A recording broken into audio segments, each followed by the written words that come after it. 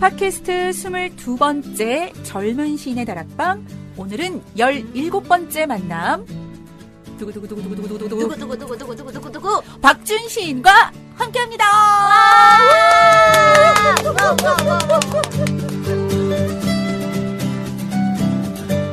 드디어 박준 시인님이 나왔네요.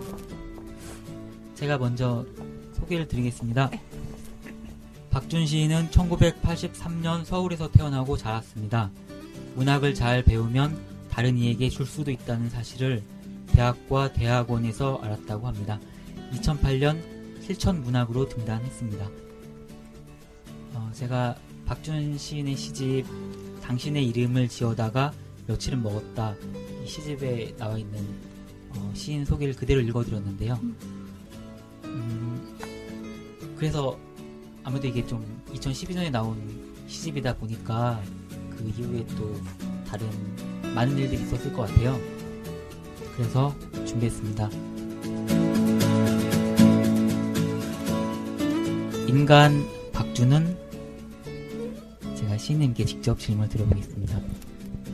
인간 박준은 머뭇거리는 사람인 것 같아요. 뭘 하려다 말고 하겠다고 생각하고 있다가도 결국 못하고, 말하려다 말고 말하지 못해서 머뭇거리고 이러느라 한평생을 다 사는 것 같은 기분이 들어서 네, 머뭇거리는 사람 인 것 같습니다. 와, 그동안 들었던 시인 소개와는 또 다른 준비해 오셨네.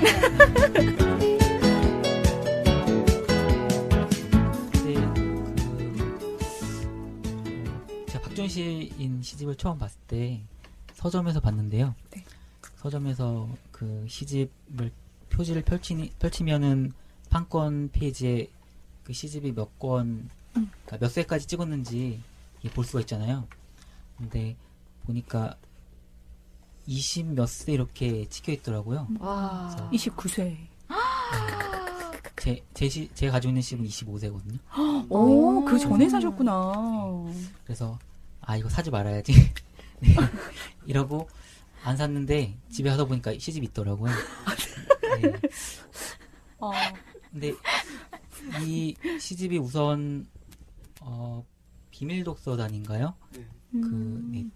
거기에 한번 이제 좀 소개가 되면서 그 시집이 2012년에 나왔는데 좀 몇 년 뒤에 이게 소개가 돼서 좀 다시 붐을. 네, 다시 이제 많이 나갔던 것 같은데요. 이 시집에 대해서 좀 간략하게 소개를 해주실래요? 시집의 쇠에 대해서 소개를 드려야 되나요? 네.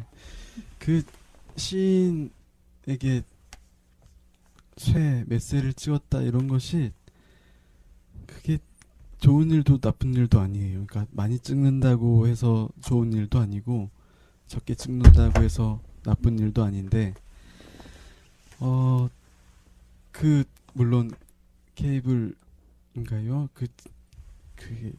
그 비밀 독서단이라는 프로그램 나오고 시집이 감사하게도 많이 팔린 것은 사실인데, 사실 그 전에도 그냥 같이 쓰는 친구들은 저한테 약간 놀렸어요. 그러니까 시집이 10세를 넘었을 때, 10번째 세를 넘었을 때, 야, 10세 시인 뭐 이렇게 놀렸거든요. 어감이? 근데 그 전에도 뭐 물론 시집은 판매가 시집치고는 굉장히 잘 되고 있었고요. 그 다음에 또 대중매체의 영향을 받아서 분명히 많이 팔린 부분이 있고, 그래서 제가 뭉뚱그려서 얘기했지만 왜 좋은 일도 나쁜 일도 아니냐면, 시집은 상품인데 아까 판권이라고 하셨지만 우리가 서점에서 책을 사려면 ISBN이라는 출판 고유 번호가 있어야 되잖아요. 이것이 상품이란 얘기죠. 우리가 사 먹는 과자나 껌, 아이스크림처럼 바코드가 붙어 있는. 그래서 상품의 논리를 따르면 시집은 많이 팔리면 좋은 것인데, 그러면 시는 상품인가라는 물음 앞에 가면 그렇지 않거든요. 근데 문제는 시집에 50편에서 60편자 정도 되는 개별 시편들이 수록이 되고, 그럼 시집은 상품인데 그 안에 수록된 시는 상품이 아니고, 그렇기 때문에 시집의 판매는 잘 되든 안 되든 어떤 문학적인 영역, 그리고 또 문학 독자, 시독자의 영역, 그리고 문학 사적인 영역이 있는 거고요. 그 다음 순서에 아마 판매와 자본의 영역이 있는 것 같아서 그래서 큰 영향을 끼치진 않았습니다. 네. 그런 시집이에요. 꽤 많이 찍으니까 그 얘기를 또 할 수 있는 게 아닌가 생각이 들어요. 맞아요. 왜냐면 저희 그쵸. 네, 저희 점따라 그 초대 시인 중에 가장 많은 네. 시를 찍은 시인이죠. 네. 얼마 네. 전까지만 해도 김승희 시인이 나오셔가지고 최고다. 제가 제일 많이 찍었다 하고 가셨는데. 보셔서 알겠지만 우기예요. 제가 그 우기가 네. 우울한 시기가 있는데 하필 우울한 시기에 이 팟캐스트를 나왔어요. 네. 그래서 오늘 오면서도 다짐을 했어요. 오면서도 다짐을 해서 재수없지 말자, 썰치하지 말자, 너무 우울을 드러내지 말자 했는데 이 최근 우울하게 지내요. 근데 어떤 외부 요인이 있어서 우울하다기보다는 뭐 이 방송을 들으시는 청취자분들도 그러시겠지만 우울한 것이 까닭없이 우울해졌다가 또 우울의 터널 끝은 또 까닭없이 끝을 만나기도 하는데 하필 우기예요. 네. 그래서 보시다시피 혹은 듣는 것처럼 그렇게 좋지 않습니다. 근데 다행인 것은 저는 항상 우기거든요. 네. 방송을 들어보시면 아시겠지만 네. 와, 우기와 우기의 만남이네요.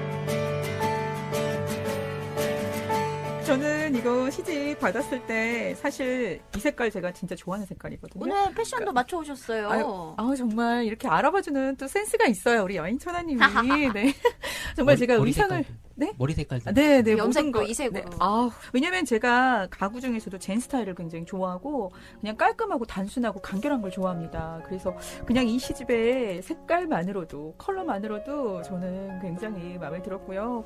아마 그동안 2012년도에 이게 시집이 출간되면서 많은 또 매체와 만나고 인터뷰도 많이 하셔가지고 뻔한 질문은 좀 피해달라고 말씀하셨는데 어떡해요? 전 너무 궁금한데 뻔한 질문을 좀 드리고 싶어요.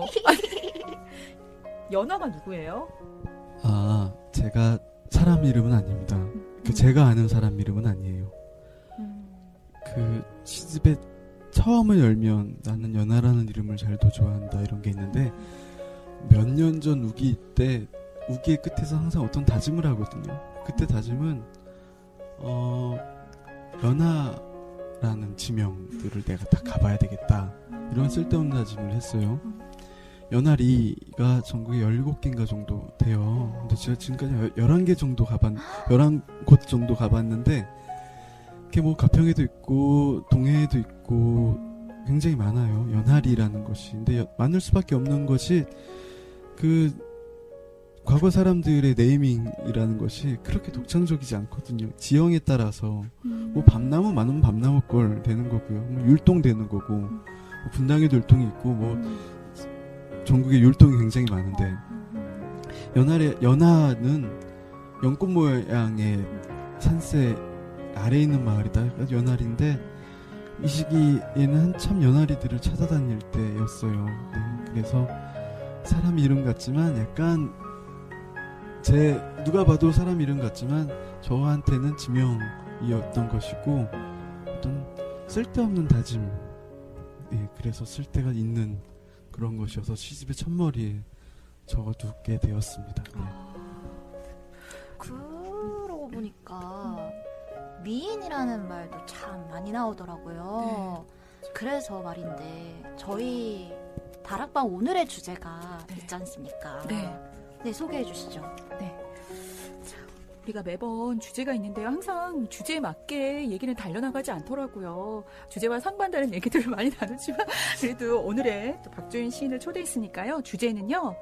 미인들에게 보내는 안부. 뭐 저에게 보내는 안부라고. 감사합니다.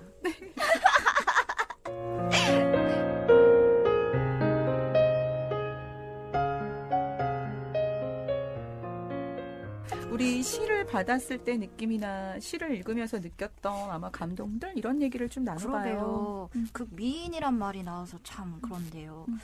저는 일단 시집을 펼쳤어요. 펼치고 이제 읽어 나갔죠. 근데 안 읽히는 거예요. 미인이란 말이 참 많이 나오는구나 하면서 이제 1부를 지나고 2부가 나와서 2부 한 얼마 안 가서 기억하는 일이라는 시가 있었습니다. 네. 근데 그게 이제 서기양반 하면서 시작하는 시예요. 맞아요. 쭉 읽는데 할머니의 목소리가 들려오더라고요. 보면서 할머니의 목소리가 막 이렇게 들리면서 이렇게 막 읽히다가 시가 술술 읽히더라고요. 근데 마지막 되니까 가슴 한켠이 정말 찡해지더라고요. 네. 막판에 가서 제 가슴에 징을 울리듯이 소박하면서도 일상의 느낌이 나면서도 정말 이 시집의 색상, 이 브라운색이랑 정말 잘 맞게 수수하면서도 뭔가 쭉 이어나가는 그런 느낌이 마치 저는 이 시를 읽을 때 연속극 같았거든요.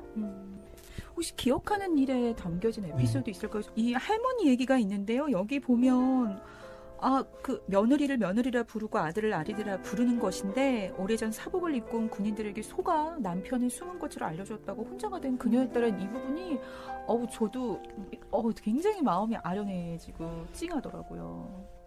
이 기억하는 일이라는 시는 제가 시를 쓰는 방법의 어떤 단면을 잘 보여주는 것 같은데요. 일단 취재라고 하긴 좀 뭐하지만 첩보를 입수하죠. 동네 명재네 할머님이 정신이 자주 흐리시고 아프신데 근데 그게 치매 판정을 받아야지 이렇게 간호해주시는 요양보호사도 동사무소에서 파견을 해주시고 어떤 맞아요, 수당도 맞아요. 주시고 맞아요. 근데 그게 사실 그 가족 입장에서는 절실한 것이거든요. 그런데 이제 그러려면 어쩔 수 없이 어떤 제도화된 것을 이렇게 판정을 받으셔야 되잖아요. 근데 그때마다 정신이 말짱하게 돌아오신다는 얘기를 저희 어머니한테 첩보를 듣고 왜 그럴까 하고 한 번은 또 이제 그 공무원 사회복지사 복지과 공무원들이 나오셨길래 이렇게 가까이 가서 하면 진짜 아프시다 뭐 이런 얘기를 엄마랑 가서 이렇게 목격자처럼 이렇게 말씀을 드렸죠. 근데 그분들도 종종 이런 경우가 있다라고 안타까워하시더라고요. 그래서 집에 와서 이제 그때부터는 그럼 할머니한테 제가 가서 옆집에 할머니한테 가서 한 동네 할머니한테 가서 왜 그러시냐라고 물어볼 수도 없고 또 그 분들 가족들한테 그것도 실례잖아요. 할머니 왜 또렷하게 기억하시냐. 그분들만 오시면 왜 공무원들만 오면 이제 집에 들어와서 생각을 하는 거죠. 왜 그러실까라고 하다가 또 그 시기에 제가 관심을 갖고 있던 것이 동네에 산이 하나 있었는데 제가 그 고양시 일산 살거든요. 근데 일산에 산이 하나 있는데 거기에 6.25 때 민간인들이 엄청 많이 돌아가셨어요. 그게 한 번은 인민군이 와서 밀고 그 굴이 하나 있는데 되게 낭떠러지가 깊은 굴이 하나 있는데 이제 국군에게 협조했다는 이유로 인민군이 마을 사람들을 한 번에 밀어서 모두 그 굴로 빠뜨리고 그 다음번엔 똑같죠. 뭐 국군이랑 별 다른가요? 그때 국군하고 경찰들이 남한의 경찰들이 다시 또 인민군에게 협조했지 밥 해준 사람들한테 이렇게 민 것이 있는데 뭐 이것이 제가 사는 곳만 해도 그렇고 뭐 수많은 문학 작품에서 이런 것들이 다뤄졌지만 제가 느끼기에는 제가 매일 보고 있는 저 산에서 저기 있는 굴에서 저런 일이 있었고 그 산자락 밑에 사는 명전의 할머님은 웬일인지 제복을 입은 공무원들한테만 오면 정신 말짱히 돌아오시고 여기까지는 제가 듣고 본 얘기고요. 그 다음에 상상하는 명전의 할머니의 과거는 오래전 사복을 입은 군인들에게 속아 남편의 거처를 알려주었다가 혼자가 되었다는 제 상상 같은 것입니다. 그렇게 해서 만들어진 시예요.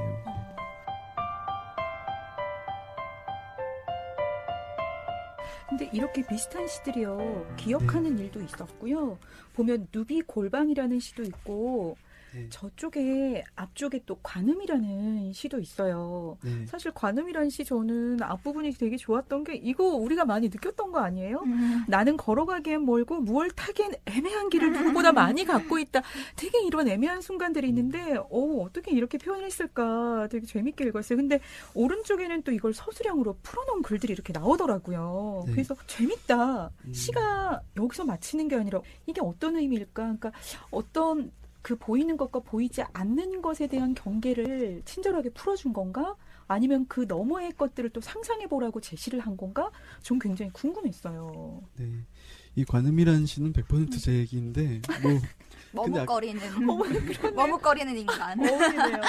근데 아까 말씀하셨지만 거기는 좀 멀고 뭐 타기엔 좀 아깝잖아요. 네, 그게 주정거장인데 그냥 걷지. 근데 걷기엔 또 멀고. 근데 그게 저뿐만 아니라 누구나 다 그런 길들을 갖고 있죠.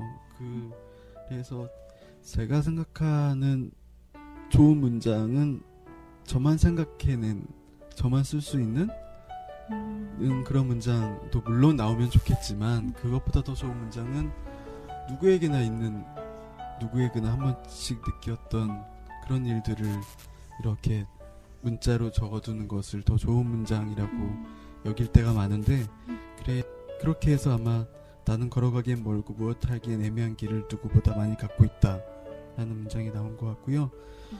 그러면 그 걸어가기엔 멀고 무엇 하기엔 애매한 길에 무엇이 있었지? 라고 생각할 때 과거에 있었던, 사실 첫사랑에 대한 이야기인데 아마 한 9살 때쯤에 그 친구 집에서 이렇게 창문이 보이는데 제가 이렇게 봤어요. 자주. 저는 들키지 않고 해코지 뭐 돌을 던지거나 이러지도 않고 그냥 멀리서 그 친구가 뭐 하고 있나 이렇게 봤어요. 창문으로.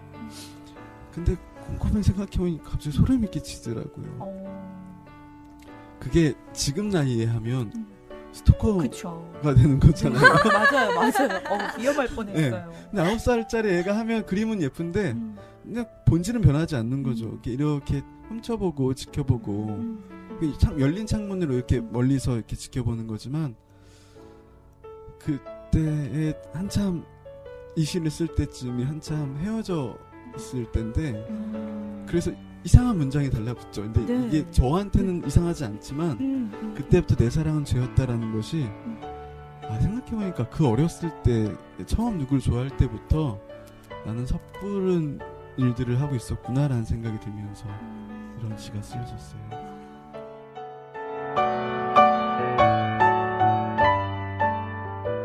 어린 시절 얘기가 나왔으니까 저는 이런 거 항상 시인님들 오실 때마다 좀 궁금했는데요. 언제 시를 가장 처음 만났는지 그리고 어떻게 해서 시를 쓰게 됐는지 그런 게 궁금하거든요. 근데 백장님은 자체 리듬이 있으시네요, 몸에. 그래서 말씀을 하실 때 안 보이시겠지만 말씀을 하실 때 온몸으로 말씀을 하세요. 네, 그 자기 리듬이 있으신 분들이 이렇게. 그래서 네. 되게 반갑다는 좋으시겠다. 얘기였습니다. 이런 라르고 백장님께 이런 얘기를 해주신 분이 최초. 곽준 시인님밖에 없으세요. 와우. 그래서 칭찬 아닌가? 칭찬이죠. 칭찬이죠. 그 자기 얘기. 리듬이 있는 게 중요한.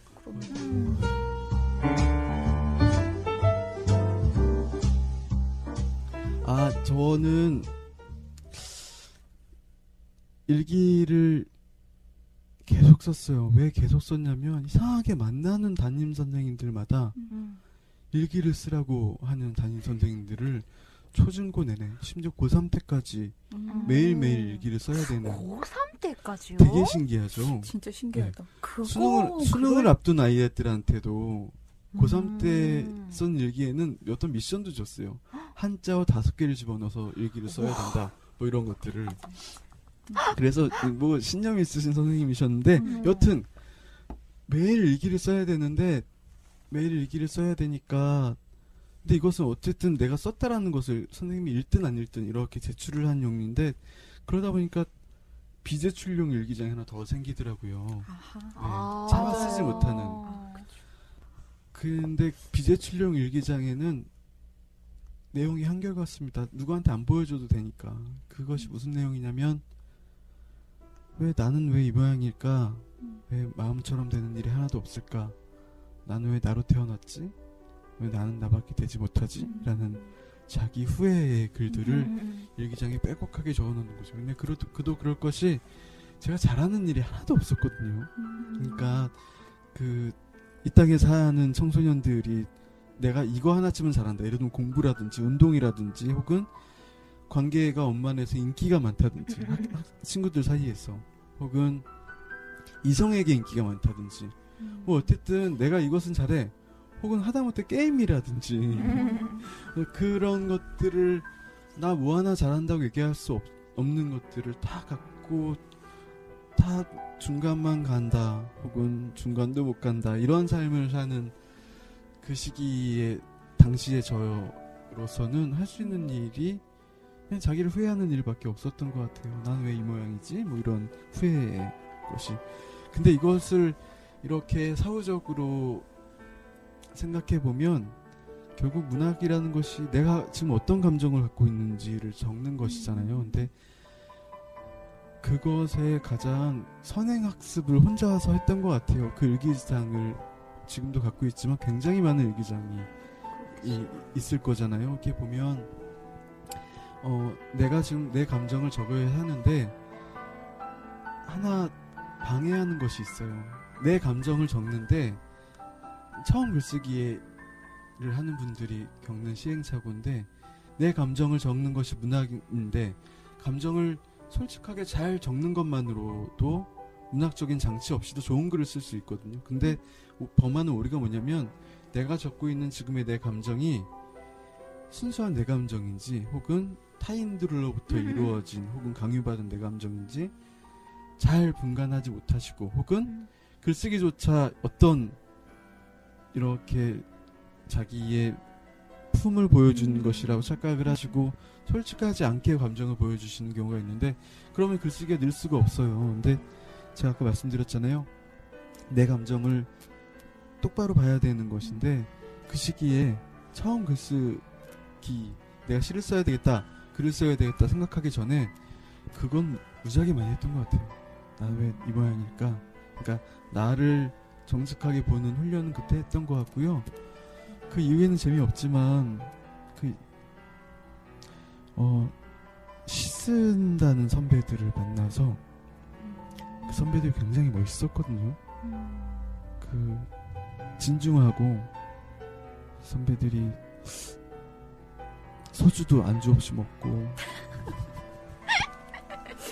여름에도 긴팔을 입고 이 선배들이 굉장히 멋있었어요. 그러다가 이제 선배들한테 시도 쓰는 법도 이렇게 배우고 혹은 좋은 시는 이렇게 읽는 거야 이런 것도 배우고 하다가 보시면 아시겠지만 제가 뭘 못하거든요. 그러니까 뭘 하다가 다른 걸 못해요. 머뭇거리다가 학원에 등록해볼까? 하다가 못 등록하죠. 근데 그렇게 시작한 시니까 다른 거 못하고 시를 쓰게 된 것 같아요. 네.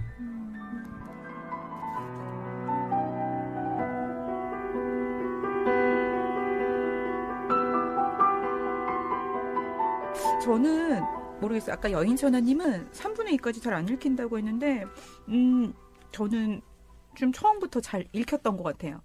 되게 어릴 적 되게 정서나 추억들, 기억들이 되게 많이 들어가 있고 연애 시집인 듯 같기도 하고 뭔가 어릴 적에 그쵸? 우리가 누구나 또 경험할 수 있는 일들 아까 뭐 가기엔 또 멀고 타기엔 또 애매하고 이런 감정들 겪어본 것들이 내가 그냥 느꼈던 감정들이네 이러면서 되게 쉽게 읽혀지더라고요. 그래서 속으로 생각했죠. 고수구나.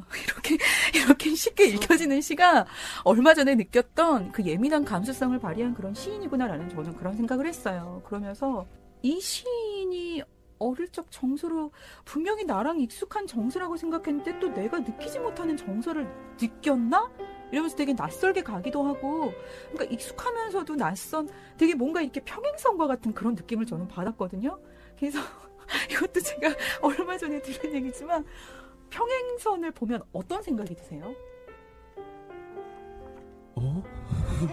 평행선을 보면 어떤 생각이 네. 드냐고요?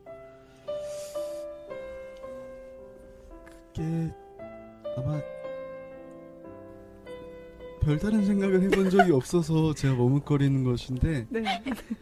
평행선은 우리가 사는 세계에서는 만나지 않는다.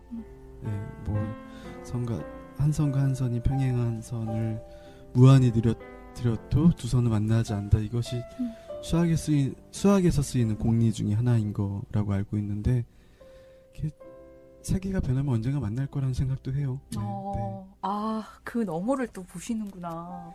근데 보통은 만나지 않는다. 아니면 저는 같이 계속해서 동반해 나간다. 평생 같이 있다. 동반해 나간다라는 대답 그런 생각을 하고 저한테 여쭤보신 거구나. 아니에요. 제가 못 읽었습니다. 아니요. 네. 근데 그러니까 제가 동반의 느낌을 받았어요. 처음에는 네. 뭔가 익숙하고 나랑 같이 어떤 정서적인 경험들을 같이 겪었고 익숙하기 때문에 내가 쉽게 읽혀지고 그 정서가 닿아오는구나라는 생각을 했는데 평행선의 또 다른 뜻은 서로 헤어지지 않는다라고도 해석할 수 있다고 해요. 그쵸? 네, 그러네요. 그쵸? 되게 그래서 저도 되게 놀라웠던 사실인데 이것도 뭐 PDK주드님께서 알려주신 거였지만 근데 서로 헤어지지 않는다. 그러니까 이런 두 가지 느낌을 저는 박준 시인의 이 책에서 받았던 것 같아요. 그래서 뭔가 경험한 듯 하면서도 만날 수 없는 그 접점의 답답함을 느끼고 안타까움을 느끼고 또 이 시인이 느꼈던 정말 일기처럼 고백하는 얘기라면 정말 이 찌든 가난과 이런 고통을 경험했을까라는 그런 생각도 들면서 어린 시절에 대한 삶 되게 궁금해졌어요. 저는 특히 그 어릴 적 그 잉어 이야기 나오는 그 시 있잖아요. 근데 그거 읽으면서 제가 이거는 한 생명체를 얘기하는 건가? 근데 또 보면은 뭔가 좀 안타깝기도 하더라고요. 뭔가 동생 같은? 그래서 그러면 동생이 태어났나? 아니면 이게 뭔가 죽음을 의미하나? 삶과 죽음의 경계선인가? 뭘까라는 그런 생각을 했거든요. 그 잉어라는 시가 최근에 많은 얘기를 들었어요. 그 시에 대해 작년 겨울부터쯤인데 그 시에 어떤 내용이 담겨 있냐라는 얘기를 라는 물음을 많이 들었었고 사실 삶과 죽음이 이렇게 말씀하신 평행선처럼 같이 있다는 것을 많이 느꼈어요. 그러니까 먼저 잉어 말씀드리면 그것이 제가 어렸을 때에 저희 집은 민물고기를 먹는 집이 아닌데 그러니까 뭐 바닷고기도 많이 먹지 않아요. 그러니까 부모님 두 분 다 서울 분이라서 이렇게 어렸을 때부터 물고기를 많이 먹지 않는 거예요. 생선을. 근데 생각해 보니까 예전에 어렸을 때 큰 잉어를 아버지가 집에 갖고 온 날이 기억이 난 거예요. 그날 한밤중에 어머니가 저한테 되게 인상 깊은 장면 중에 하나였는데 준이야 나가서 마당에 잉어 좀 보고 와라고 얘기하신 거예요. 근데 어머니가 아프셨거든요. 왜 아팠는지는 아주 후에 알았지만 그래서 마당에 나가서 잉어를 봤는데 이렇게 달도 있고요. 되게 어렸을 때 기억이지만 되게 선명한데 그 큰 고운 다라 제가 이제 여름이면 거기서 물장구 치고 노는 큰 다라이였는데 거기에 잉어가 이렇게 누워있는 거예요. 그래서 그 죽은 건데 어렸을 때는 물고기 해준 걸 처음 봐가지고 죽은지 모르고 제가 들어와서 엄마 잉어가 자고 있어 이런 얘기를 했던 기억이 나요. 와, 순수한 표현. 애들이니까 하는 말이죠. 네. 근데 더 아픈 것은 그거를 이제 뭐 이렇게 고아서 드시면 좋은데 그거 갖고 이렇게 생선조림처럼 반찬을 하셨다는 거예요. 먹으라고. 그래서 참 복합적이기 때문에 복합적으로 아픈 것도 더 많겠구나 이런 생각을 하면서 쓴 시고요. 또 다시 이제 아까 평행선으로 돌아오면 어떤 특정 시기에 죽음이 막 밀려들고 있구나라고 느꼈던 적이 있어요. 저만 빼두고 제 주변에 제가 좋아했던 사람들이 이렇게 죽음과 가까이. 그래서 그렇게 보니까 아까 평행선처럼 삶과 죽음이 어떤 만나는 지점이 없겠지만 우리가 사는 동안 삶 아니면 죽음이겠지만 이것이 늘 같이 가고 있구나 내 죽음이 이런 생각을 많이 해서 그렇게 뭐 소박하지만 이렇게 따뜻한 장면들도 많은 것일 테고요. 아까 죽음이나 고통 같은 무시무시한 것들도 동시에 있는 것이 평행선일 테니까 그런 생각입니다. 네.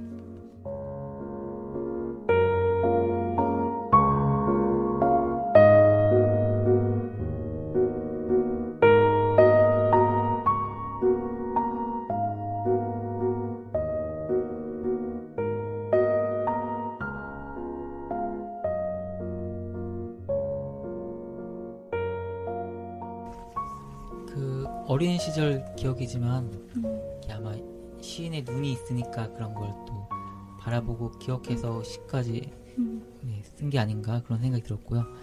아까 달리님께서 얘기를 하셨는데 얘기를 듣다 보니까 생각했던 게 시인은 정말 타고나야 되는 거다라는 네, 생각이 들었었거든요. 예, 어떤 부분에서인지 모르겠는데 근데 시인이 되려면 타고나야 되기도 하지만 또 그 다른 시를 또 잘 읽어야지 많이 읽어야지 좀 축적돼서 이렇게 잘 쓸 수 있는 게 아닌가라는 생각도 드는데요. 뭐 이 첫 시집을 준비하면서 읽었던 시집이나 아니면 시인이 되기 위해서 준비를 하면서 좀 잘 많이 읽었던 시인이나 시집이 있으면 그런 거 좀 소개 좀 해주셨으면 좋겠습니다. 한국의 현대시가 100년이 됐어요. 한국의 현대시가 100년 됐는데 윤동주 시인이 1917년생 이제 100년 전 분이시죠.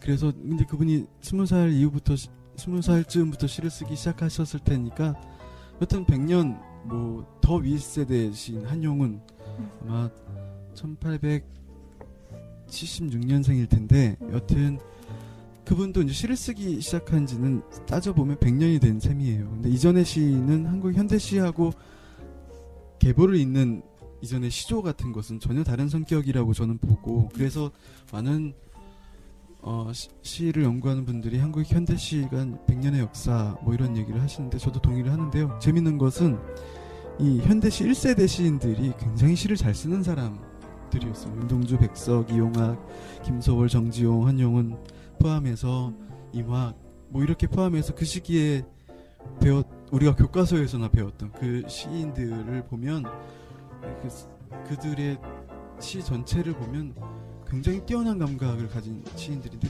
재밌는 것은 우리가 그분들은 선배 시인 없이 처음 하는 것이었거든요. 물론 뭐 일본을 통해서 혹은 일본을 건너온 서구 문학을 통해서 어떤 감수성들을 충전했겠지만 여튼 선배 시인이 없는 상태에서 초보 1세대를 만드는 것이잖아요. 근데 우리가 길에서 보면 초보 운전하면 운전이 서투르니까 방어 운전을 하시오라고 이렇게 경고를 하는 것일 텐데 우리가 무엇을 처음 하면 서툴러야 할 텐데 이 1세대 한국의 시인들은 처음 함에도 불구하고 굉장히 능숙하게 시를 잘 썼던 것 같아요.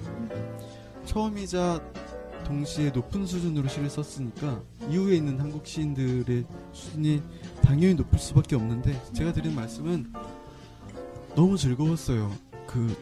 지금도 즐겁지만 이렇게 제가 전집을 안 본 시인들이 있거든요. 이건 내가 노후에 시간이 많을 때 봐야지. 서정주 전집이나 뭐 박목월, 김종삼 일부러 전집을 보지 않아요.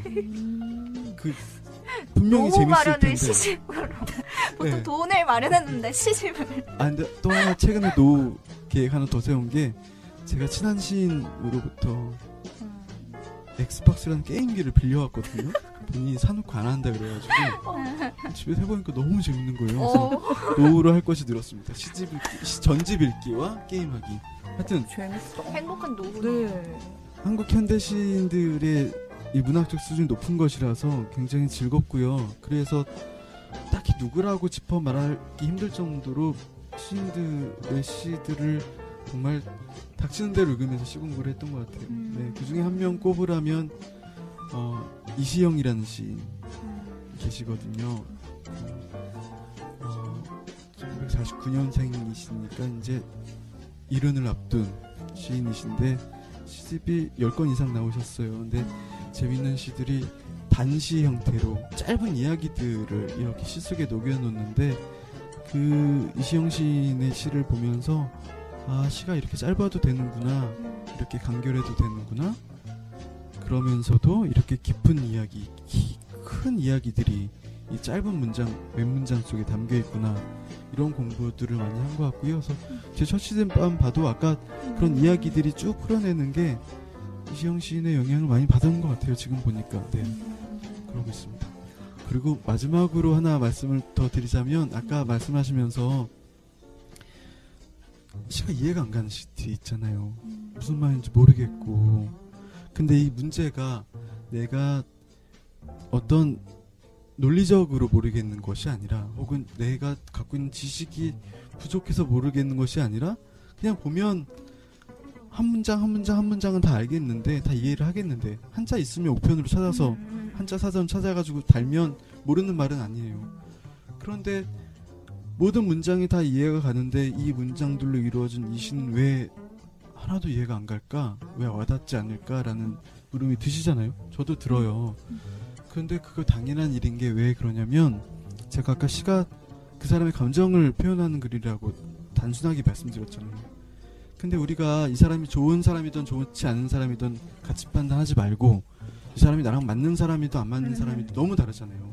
이 사람은 분명히 좋은 사람이고 좋은 태도와 좋은 성격을 갖췄지만 나랑 안 맞는 사람이 있을 것이고, 그러면 그 사람의 말이 저한테 크게 와닿지 않잖아요.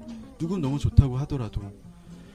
근데 저도 똑같이 이 시인이 굉장히 좋은 시를 쓰고 문학적으로, 미학적으로, 혹은 문학서적으로 좋은 시를 쓰더라도 그 사람의 성향이 나랑 맞지 않으면 이 시는 안 맞는 것일 거다 라는 생각이 들어요. 그래서 저도 그렇지만 어떤 학습을 위해서, 공부를 위해서 하는 시는 물론 다 보편적으로 읽어야 하겠지만, 우리가 유희로, 취미로, 즐거움으로 읽는 시들은, 안 맞는 시들은 잠깐 접어두고 나중에 펼쳐보고, 근데 일단 나랑 잘 맞는 시집부터 보면 시를 읽을 때마저 스트레스를 받으면 안 된다고 생각을 해요. 그래서 그렇게 생각하시면 뭔가 풀리는 지점들이 있어요.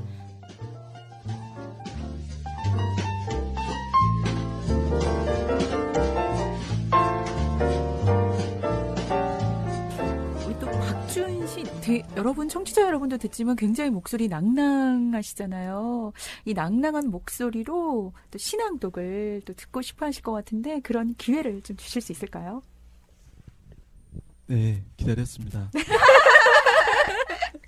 그런데 이게 아까 말씀하신 것처럼 나온 지가 꽤 됐으니까 다음 시집에 실릴 시 한 편을 가져왔고요. 네. 이 봄에 어울리는 시를 한 편 가져왔습니다. 제목은 그해 봄에라는 시인데요. 읽어보겠습니다. And so it is, just like you said it would be. 그해 봄에 Life goes easy on me. 얼마 전 손목을 깊게 그은 당신과 마주 앉아 통닭을 먹는다. 당신이 입가를 닦을 때마다 소매 사이로 검고 붉은 태가 내비친다. 당신 집에는 물 대신 술이 있고 봄 대신 밤이 있고 당신이 사랑했던 사람 대신 내가 있다. 한참이나 말이 없던 내가 처음 던진 질문은 왜 봄에 죽으려 했냐는 것이었다. 창밖을 바라보던 당신이 내게 고개를 돌려 그럼 겨울에 죽을 것이냐며 웃었다. 마음만으로는 될 수도 없고 꼭 내 마음 같지도 않은 일들이 봄에는 널려 있었다. I can't take my eyes off of you. I can't take my eyes off of you. I can't take my eyes off of you. I can't take my eyes.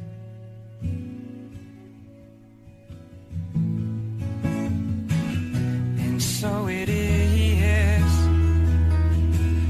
just like you said.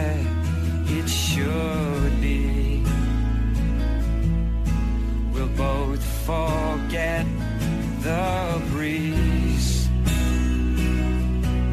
Most of the time.